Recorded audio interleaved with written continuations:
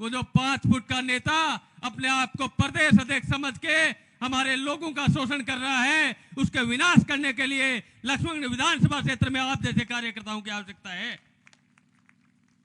ये रोकने का काम जो आज कर रहे हैं, ये भाजपा के नेताओं में ये मन से मैं ये ध्यान चाहूंगा, सीकर जिले में भाजपा का नेताओं की इतनी औकात नहीं है कि वो राष्ट्रीय लोकतांत्रिक पार्टी के किसी कार्यकर्ता की तरफ आंख उठाकर देख ले और उनका रोकने का प्रयास करे।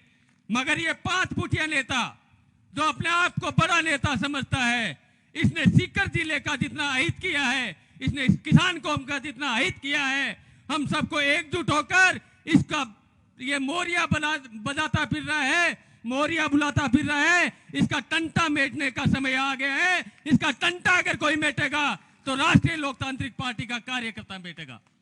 लेकिन काम करवा के आ जाओ और रात को घर जाके सो जाओ। सुबह जब वोट की बारी आती है तो कांग्रेस और भाजपा में बढ़ जाओ। ये दुर्गति हम लोगों ने अपने हाथों से की है, इसके लिए जिम्मेदार हनुमान बेनीवाल नहीं है, हम जिम्मेदार हैं।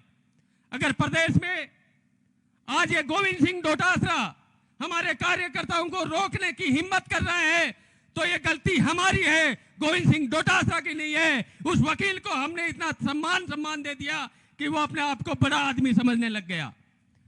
गोविंद सिंह डोटासरा कांग्रेस का प्रदेश अध्यक्ष है और मैं इस मंच के माध्यम से चैलेंज करता हूं, गोविंद सिंह डोटासरा अपना एक आंदोलन बता दे, एक सड़क पे लड़के किसी व्यक्ति को न्याय दिलाने का एक कार्य साबित कर दे, हम राजनीति छोड़ देंगे। सिर्फ चापलूसी करके वहां तक पहुंचा है, कोई काम करके नहीं पहुंचा है। और इस जातीय जहर की वजह से कि वो फलाना नहीं जीत जाए, वो दीकड़ा नहीं जीत जाए और हम लोग वोट दे देते हैं, ऐसे लोग हमारे कौम का सत्यानाश कर रहे हैं। हमारा सबसे ज्यादा नुकसान राजस्थान में अगर किसी व्यक्ति के द्वारा किया जा रहा है तो हमारी स्वयं की कौम के द्वारा किया जा रहा है। दूसरी 36 कौम हमारे साथ आने के लिए तैयार है, खड़े होने के लिए तैयार है, हनुमान बेनीवाल को मजबूत करने के लिए तैयार है। दुख होता है, वो फिल्मों में आता है ना कि जब गली का गुंडा अगर बादशाह बन जाए तो उसके लिए वो गली का गुंडा बादशाह बन जाए तो उसके लिए जनता जिम्मेदार होती है। तो इन नेताओं को अगर हमने समय रहते इनकी औकात नहीं दिखाई और ये औकात दिखाने का कार्य हनुमान जी बेनीवाल अकेले कब तक करते रहेंगे?